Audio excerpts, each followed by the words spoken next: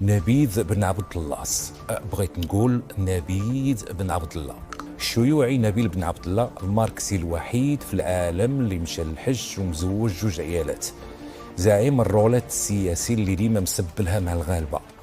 غراقنا مع البنك الدولي. الامين العام ديال اهل الكتاب في بساوه او ما يسمى بحزب التقدم والاشتراكيه، اللي اللوغو ديالهم هو الكتاب، اللي اللون ديالهم زرق وبالاماره ما كيبانوا في الدرب غير من الانتخابات للانتخابات. كيف جاتك المعارضه سي نبيل؟ اويجي واش حنا كرهنا السي رضوان؟ كما جبنا سباك الكراسه في البرلمان، بيناتنا راه صالون ديال الحلاق عنده الكراسه اكثر منا.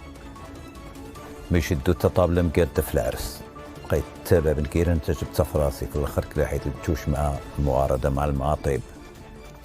الان عندنا اتصال مباشر من جهنم الشيطان شخصيا.